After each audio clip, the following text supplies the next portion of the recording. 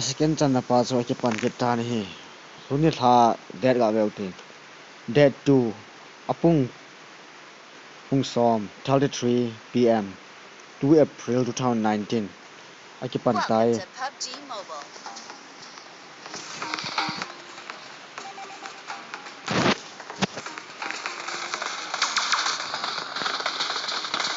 ni hi ga thi he ake team ho si si chu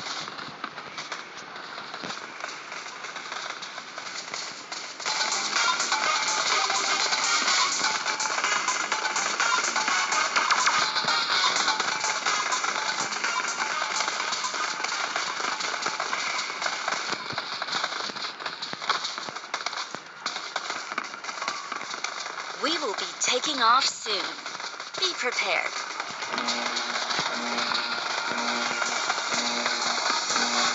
cái này net riêng về tu chung wang hi về này là team 1 2 3 4 5 6 7 8 15 17 23 25 here team za chu he cái team number za ham bot rp 100 ho ga ve hote ve ro kham khat hi ama min kha ga hold out te ma se pe ni detail team number 3 hi he Number 3 mini hin squat na ki khen ni bang mini bo apong hanin ma ni he Viral devil ki ti pa he rp 100 ki pa che When ta chom thai lai hong chom tha sau ta win Number 3 devil viral ki ti pa he team number ma atum bele en aga komen yel je ke ti yong he ma he school lang adel le ke lo amin team number 23 to 28 he hong ke thon khom sau sau yeng men ati den military base a ni ha kum de se den hem ho he military base a kum mi ide na he la ni atam thang boy ki ti ho lo yang kum bin military base a wa mi atam kum me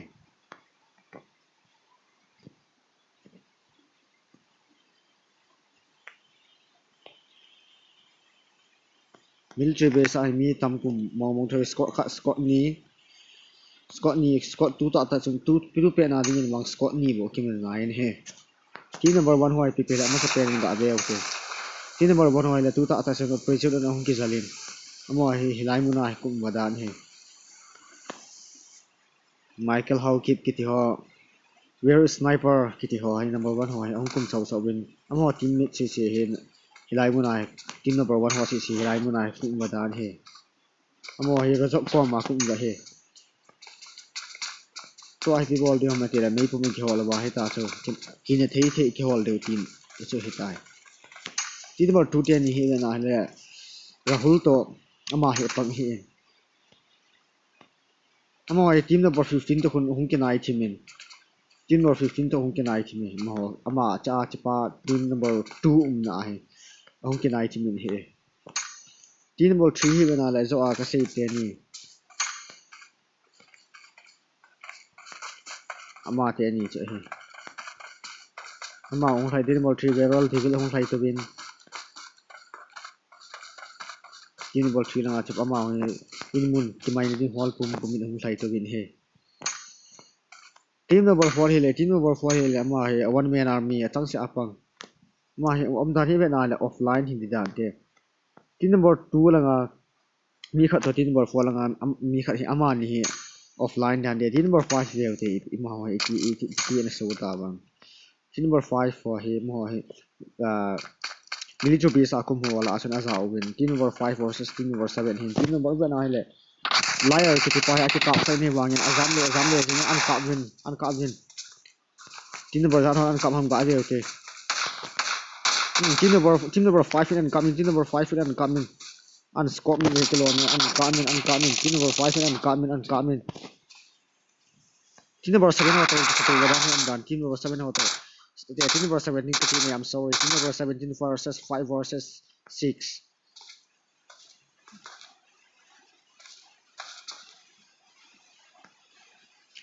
2 pen 19 number 17 nga thang boy ki te paung tu ta ta ki su khain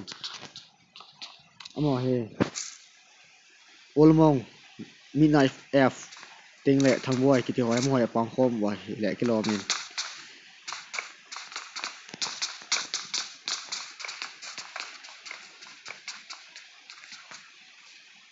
layar kiti pa bang ki chabe ase azing na han azam to bin ki hila thei pi mam he le ki ball thei me pum ipi mam ki ho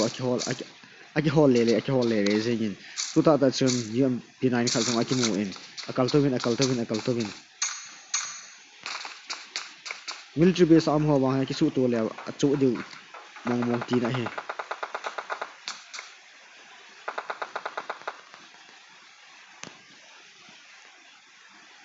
midnight f ki pan ki bo ham ga be ti le amain camping na sata in achan na ane nei number 5 for one wise squad one squad hin na lai ba le kilo wait number 5 for hin ka be okay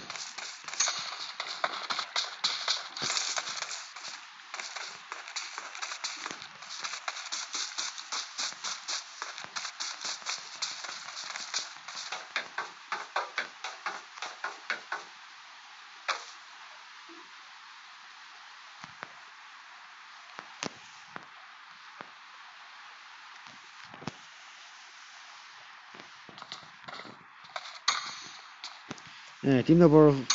17 in mi khat amu in 17 in 6 langa mi khat amu in an squad min an van an kamin all mongin kamin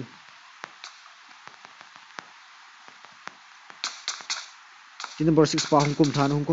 than aki selen na hin UMP9 so hilan man an kamin thang boy kit hola thon an skip le kila team number 17 mina ya fin an hianin akap phadi puin all mongin acha thobin team number 17 ho aki thobin team number 6 langa mi khat se achuti thu jemen hin la khabi chaw yong hi anok au zo po athat zo po bin hi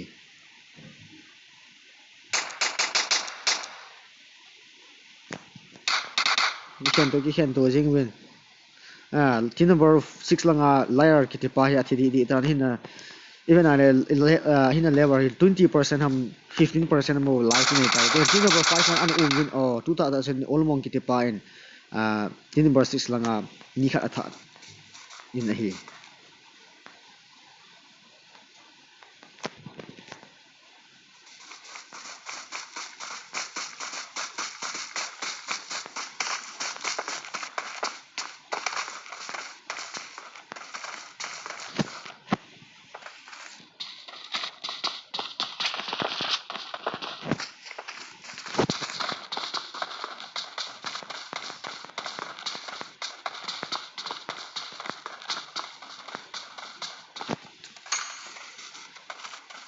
team number 8 hoy ga ave ti ta bakhin ko ma ta team number 8 ho military base ma ba hi in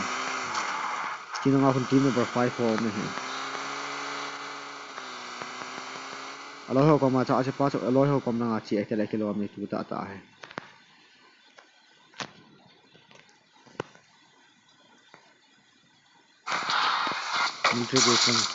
military base hai aban langa wa ko ti ko ma aban langa wa ko hi a hi le team number 17 ho thong boy and party ki thola cha no hin ki situ le kilometer an da ha 540 sila to own from jing so team number 17 ho si le ma kan military base ma ticket te na hi le team number 5 le team number 17 ho military base ma tu ta hai amu abu le he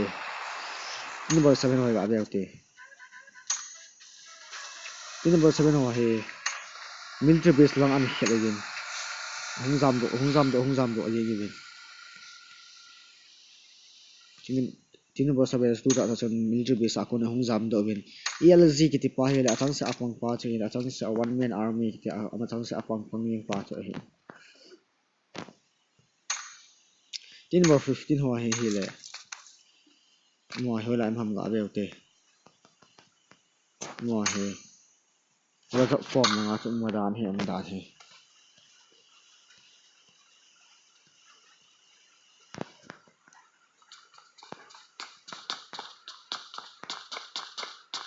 mo he atom chem che ne atom mai den all ta ki su to ding ati lục ghé ở này lại cái lo mình team number 17 hoài cả cái này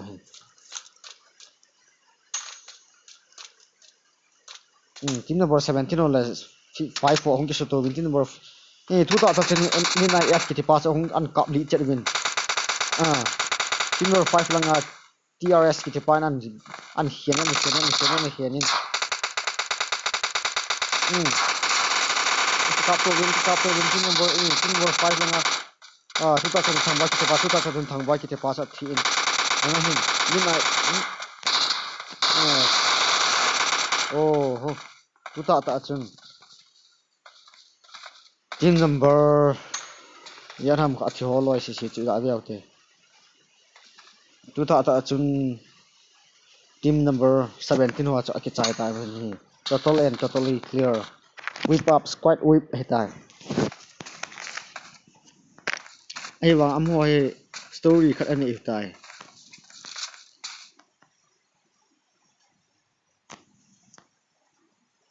loi pa ga healing thu tạo ta heal chain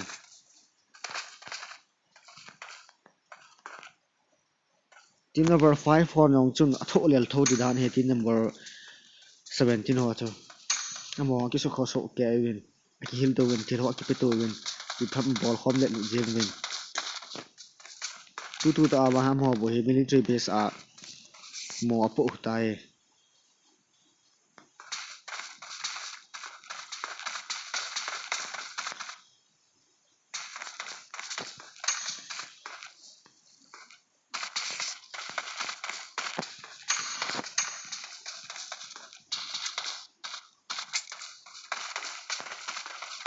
team number 24 ho khuni ki ball tam ga ve te team number 25 wa la computer a ki team wa he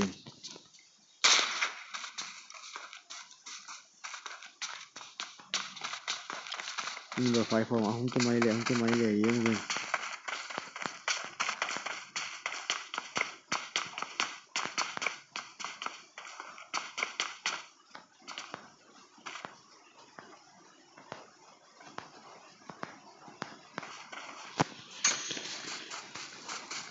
team number 1 ho ichan pha tam ga ki ve ke le han tu team number 11 ho ka he team number 11 team number 1 na phat ki ka hin ga ki ta thang ga ko ro hum tu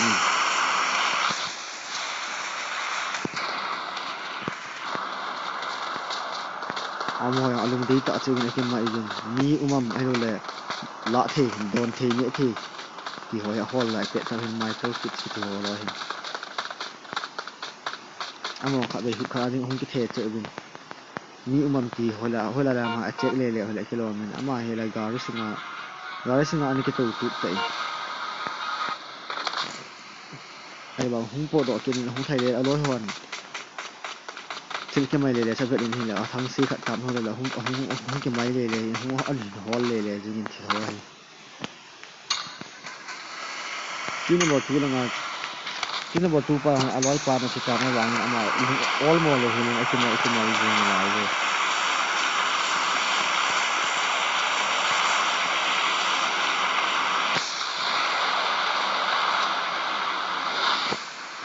team number 2 la nga ma tang se lon ni che ni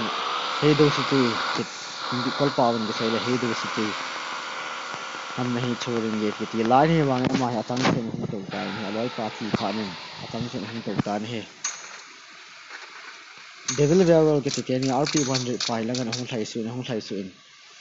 mai na thi ti ball thei ti ho hong ve le ma ni na hi a hi le you yasnava ki tilanga hi amani hi mehina amani na langai ban koi macha lo hi le kilo min amani se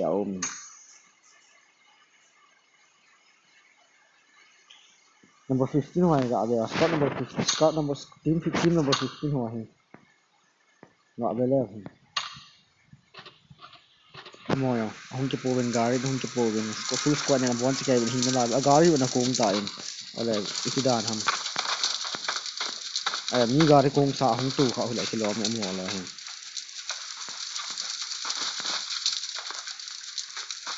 team number 2 pa lang ko na omin ala cái nai team ham cái nai lo ham ít ham aha ke nai be set for team number nanga team number 2 pa ta ke nai be set for ve amo yang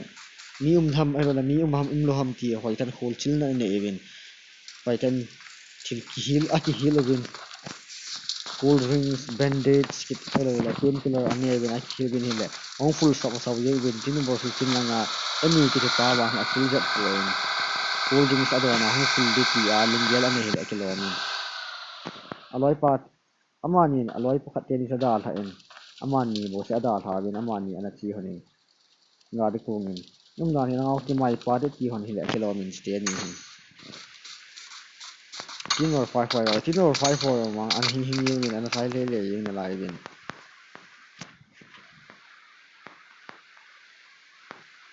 amai team number 5 military base a anum na lai be ma drop yung l drop on ka we kilo l drop sunga to m249 no anu okay ani be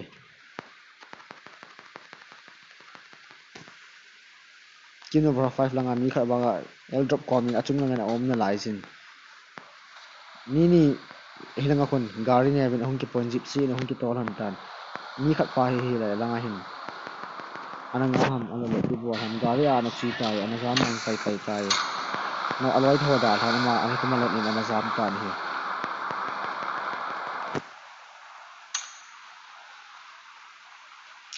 team number 15 ho hila mam ga be te tu hin team number 15 pa na bom se lu ham ipi alo ham ati pu in ipi ilo a pha a ye ha ki ta smoke se ne ki ati chim le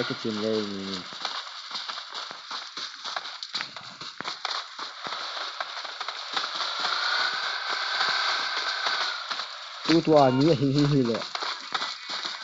ni tin ti ban bo hi na hi ta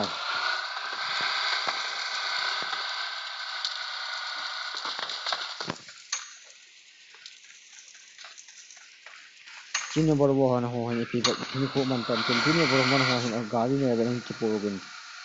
hung thai je el drop an del la kilom el drop ki del an del na ba hin tin number ya ham cho hi tin number 4 ho thai ki su tu te tin number 23 ho thai ki su tu te ri dan hi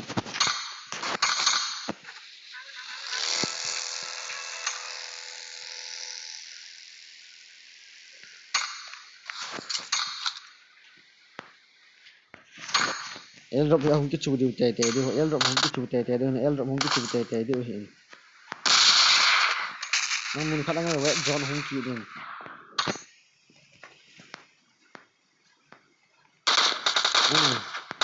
ka po la team number 25 in team number 1 lang ami kha athani tu ta chen team number 25 lang an mi khan an velen team number 1 lang ami ni ki fine team number 25 lang ami khat hong phai lut be kinin ki kap to ben to chen ge abong na sa ni ni tu ta chen team number 1 lang ami khat atin tu team number 25 wana that ta gen he tu team number 25 mi khat lang han ake main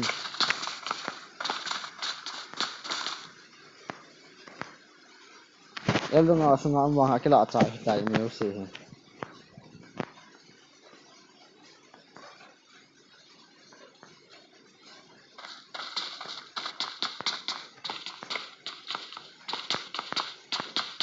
mai na thei ke mai ni na ma ga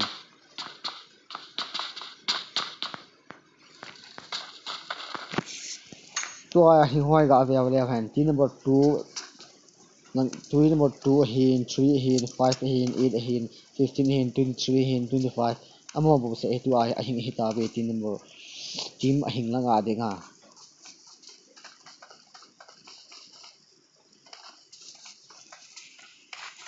team number 15 hoi ga ga kit le han hoi amo hoi langa am ba ta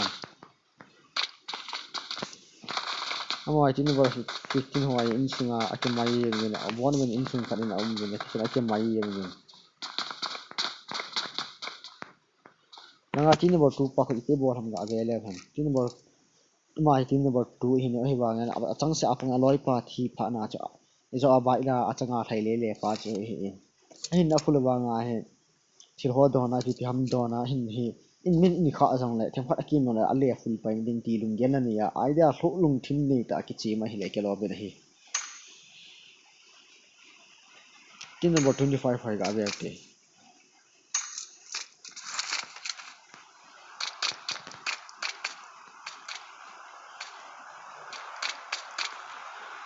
tin number 25 lama he achangin line out amen ni scope le ki lo amen official han ipi bo han wang ke ku alo ho wang na hin om ta ge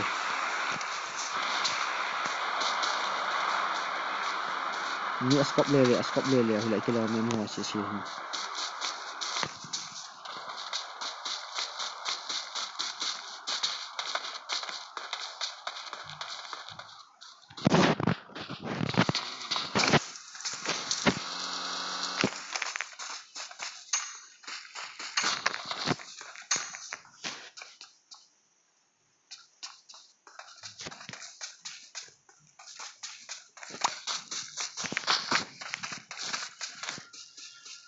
tin number 25 wa he gara ahun ke po ding lung ngai tu ki ta gin he zon sunga lu jap de ham le pi bol jap dam ti lung an lung ngai tu na an ne ta gin he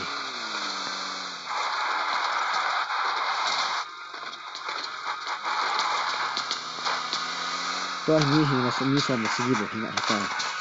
squat hing ram hi 1 2 3 4 5 6 7 squat sagi bo hing tai tu hing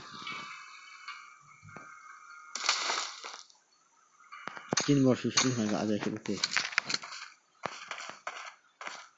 nan tin number 15 la 5 le tin number 15 versus 5 versus 8 ho hum kis to te di wa umni da ni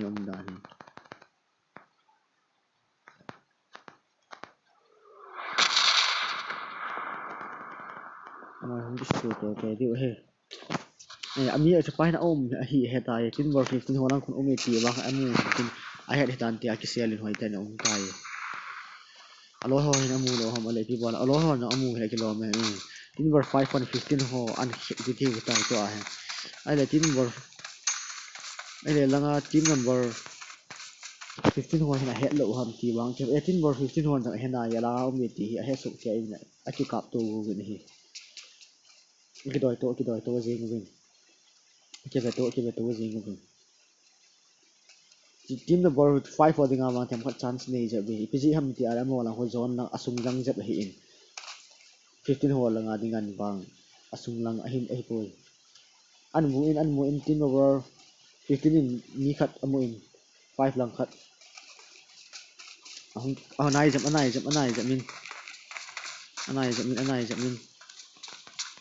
min au min team number 5 pa lai in hi vel le in team number 15 ho nal ten camping a ball win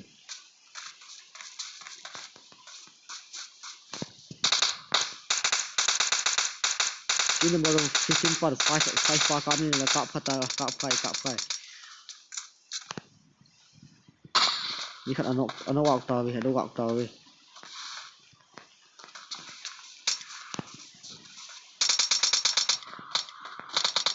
team number 5 pa lung thei ta dong thai lu nen to asun ku ta san team number 5 langa ni khat min team number 15 langa ni khat ano wak ku ta to a hi ni ano wak ku ta team number 15 ni khat team number 5 langa ni khat an that kinin team number 15 langa ni khat jong chi pai ta team number 15 langa ni khat ki sukhain team number 5 langa ni khat ki sukhain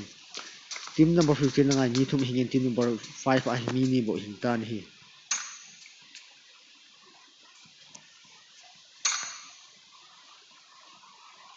ni khat ki sukha wang ama hi amu hoin chan san nei ja bin ahun ki hil o hi ahun ki hil do de ta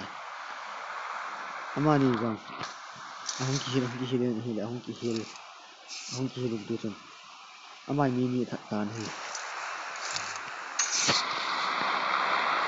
team number 5 langa mi bo hin ta in ma ni khat athat ni team number 15 ho cha ga ke lo team number 15 langa ni si ki ta ni khat cha that ko colonial ki pa ba ni athat ni Yukuza ki pa ba hin ni khat cha that ko gara chi do ding ngai to lai ta hi gara ko na hum jam lo ga te le ke lo min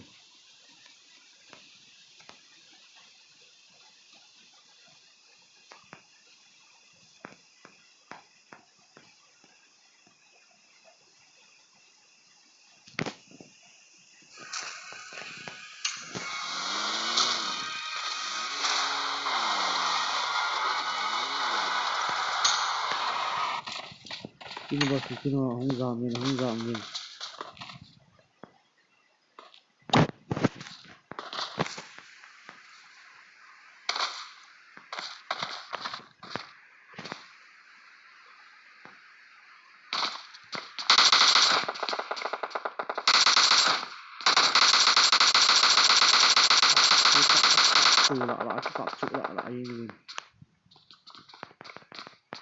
team number 8 nga pahin team number 15 ho khu gu thim ta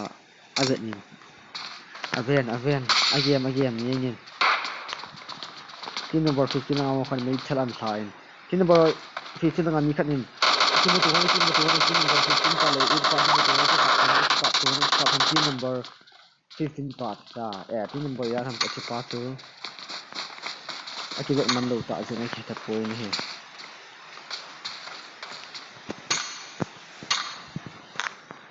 tu ahin hi mi som le mi bo hing ta ni tu ta team number 15 in lang pe aum team number 25 pa fa mu hi kilo me an ka bo khe fan mu ha ga athai mang win langa pan tin mi hong cha he thim chan am phui lai na ana min tin number 23 pa hai l drop com lai ta hin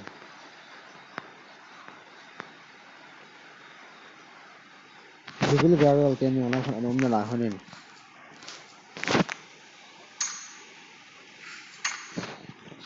loi pa ta ma ni he hai kai mun khanin hani mi a chang hanin tin number 25 for yong hong win ata win ka to win chu la lang ka to win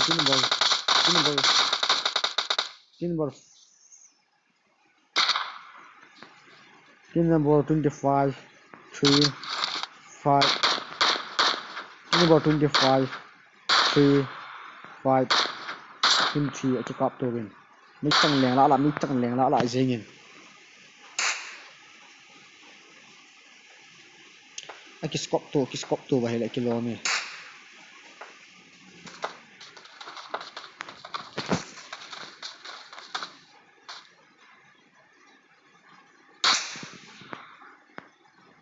tin number 25 ho mi khan ang ka ki kap to langa ti tu to ta chon tin number 3 langa devil devil ki pa he an kap pa ben ama he rp sang pen fa cho hi na he ama ni hung ki lo ate te hande tan ki he ni ai hil do ma le na atha pi zo atai tin number 25 for an kap le tu ta ama zo an kap kha jeng len hi wa nin mun tin gam tin an kap bin tin number 5 phone zo an kap bin 25 phone zo an kap bin a kap ni do ta bin a ki do ata ni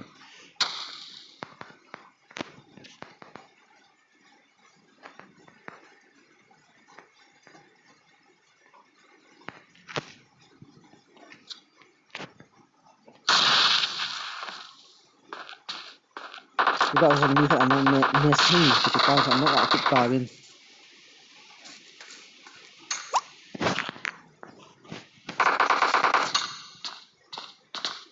ani khan ni ti cho he jena ka mi he la amu phazet ni vang a se kan mu phazet tu number 25 phone tu ta cha mi an kap ki le bin number 25 phone 5 an kap bin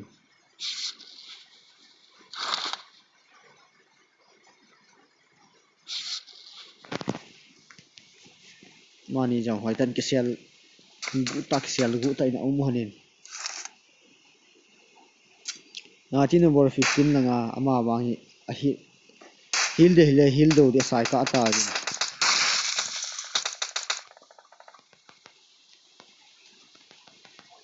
tin number 25 la nga ki sfai ang mena ma ki sfai ni epz ki ti pa he ki sfai smoke asset bin a hil bin